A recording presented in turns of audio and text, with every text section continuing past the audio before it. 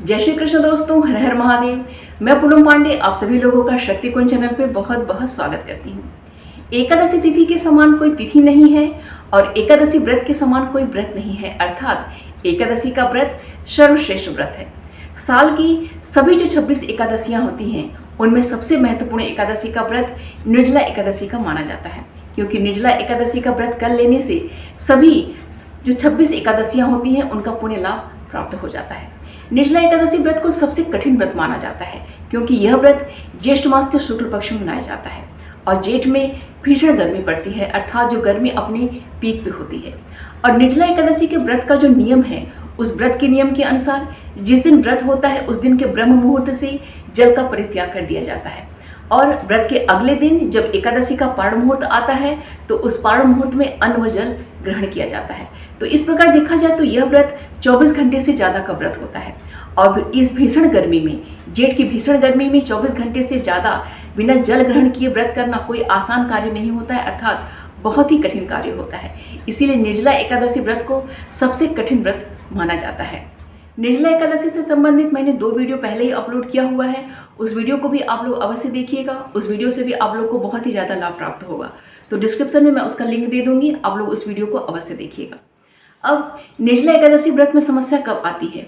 जब हम सुबह उठ के स्नान करने के पश्चात बिना जल ग्रहण किए निर्जला एकादशी के व्रत का हम संकल्प ले लेते हैं और शाम होते होते ही बहुत सारे लोग ऐसे होते हैं जिनका शाम होते होते ही उन्हें गर्मी से घबराहट होने लगती है, उनकी तबीयत खराब होने लगती है। कुछ लोग ऐसे होते हैं जिनकी सहन शक्ति बहुत कमज़ोर होती है, तो शाम होते होते उनकी सहन शक्ति जवाब देने लगती है, उनका गला सूखने लगता है।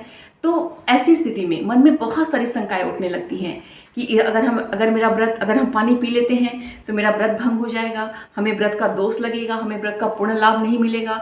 तो ऐसा हम क्या करें कि हम पानी भी पी लें और हमारा जो दोष भी ना लगे, हमारा व्रत भंग भी ना हो और हमें व्रत का पूर्ण लाभ भी प्राप्त हो। तो आज मैं आपको एक शास्त्रोक्त विधि से ऐसा उपाय बता रही हूँ कि अगर उस विधि से आप अगर जल ग्रहण करते हैं तो आपको दोष भी नहीं लगेगा, आपका व्रत का पूर्ण लाभ भी प्राप्त होगा और आपका व्रत भी खंडित नहीं माना जाएगा। आप लोगों में से शायद बहुत सारे लोगों को मालूम ना हो कि निर्जला एकादशी व्रत के नियम के अनुसार शास्त्रों में ऐसा वर्णन है कि जिस दिन निर्जला एकादशी का व्रत होता है उस दिन की जब ब्रह्म मुहूर्त से हम जल का परित्याग कर देते हैं और पूरे दिन हम जल ग्रहण नहीं करते हैं। अब जब सूर्यास्त हो जाता है, सूर्यास्त की 1.5 घंटा बीत जाने के पश्चात अगर हम जल ग्रहण करते हैं तो हमें 12 एकादशियों का पुण्य लाभ प्राप्त होता है। और दूसरी तरफ अगर हम व्रत के दिन हम ब्रह्म मुहूर्त से जल का परित्याग करते हैं और पूरे दिन हम जल ग्रहण नहीं करते हैं, पूरी रात हम जल ग्रहण नहीं करते हैं और व्रत के अगले दिन जब एकादशी व्रत का पारण मुहूर्त होता है तो उस पारण मुहूर्त में हम अन्वय जल ग्रहण करते हैं तो हमें पूरे 26 एकादशियों का पुण्य लाभ प्राप्त होता है। तो इस प्रकार देखा जाए तो इसमें 2 नियम हैं। अगर आप ब्रह्म मुहूर्त से जल का परित्याग करके सूर्यास्त के 1.5 घंटे के पश्चात अगर आप जल ग्रहण करते हैं तो आपको 12 एकादशियों का पुण्य लाभ प्राप्त होगा। वहीं आप पूरे दिन और पूरी रात आप व्रत करेंगे बिना जल का और व्रत के अगले दिन सूर्योदय हो जाने के पश्चात जब पारण मुहूर्त आएगा उसमें जल ग्रहण करेंगे तो 26 एकादशियों का पुण्य लाभ आपको प्राप्त होगा। अब जल ग्रहण करने का दूसरा तरीका देखते हैं कि अगर हमने व्रत के दिन बिना जल ग्रहण किए व्रत करने का संकल्प ले लिया है, लेकिन जब जैसे जैसे धीरे धीरे समय बीतता जा रहा है, फिर हमारी शाम होते होते हमारी तबीयत खराब होने लग रही है, घबराहट होने लग रही है, बेचैनी होने लग रही है, गला सूखने लग रहा है या सहन शक्ति हमारा जवाब दे रहा है या फिर कोई भी अन्य परिस्थिति हमारे संग ऐसा घटित हो जा रहा है, तो अब ऐसा हम किस तरीके से पानी पी लें कि हमारा व्रत भी पूर्ण हो जाए, हमको दोष भी ना लगे, हमारा व्रत भी भंग ना माना जाए। तो शास्त्रों में ऐसा वर्णन है और हमारे बड़े बुजुर्ग भी इसका वर्णन करते हैं कि ऐसी स्थिति में आपको एक पशु का रूप लेके आपको जल ग्रहण करना है। तो इसके लिए हमें क्या करना होता है कि हमें एक चौड़े मुंह का बर्तन लेना है। आप थाली भी ले सकते हैं या फिर कोई अन्य चौड़े मुंह का बर्तन लेना है और वो बर्तन आपका मिट्टी का भी हो सकता है, स्टील का भी हो सकता है, पीतल का भी हो सकता है, अर्थात किसी भी धातु का वो बर्तन आपका हो सकता है। उसे आप जमीन पे रख दीजिए। जमीन पे रख के सबसे पहले उसमें आप गंगा जल डालिए, एक तुलसी दल डालिए और फिर आप जो पानी आप ग्रहण करते हो, जो पीते हो पानी, आप उसमें पानी को आप भर दीजिए।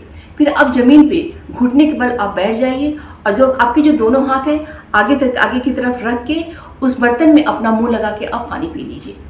अब पानी पीने से पहले भी आपको ध्यान रखना है कि आपको 12 बार ओम नमो नारायणाय या फिर 12 बार ओम नमो भगवते वासुदेवाय यह मंत्र बोल के ही फिर आपको वो जल ग्रहण करना है।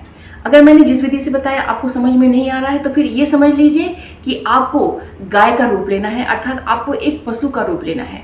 जैसे कोई पशु या फिर गाय जल ग्रहण जैसे करती है, आपको उसी विधि से आपको जल ग्रहण करना है।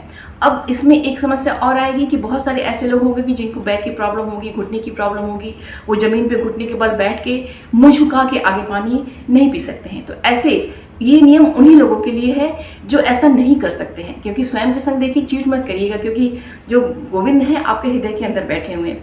अगर ऐसी कंडीशन आपके संग होती है तो फिर आप घुटने के बल आप जमीन पे बैठ जाइए, या फिर अगर आपको ऐसा लगता है नहीं तो फिर आप चेयर ही ले लीजिए। अगर ऐसा लगता है तो पानी लेकिन जो है थोड़ा सा ऊंचाई पे आप रख लीजिए, फिर ताकि आप सहूलियत के संग उस पानी को आप पी सकिए। तो इस विधि से अगर आप जल का ग्रहण करते हैं, एक पशु बन के, एक गाय बन के अगर आप जल ग्रहण करते हैं तो आपको दोष भी नहीं लगेगा, आपका व्रत भी पूर्ण माना जाएगा और आपका व्रत भी भंग नहीं माना जाएगा।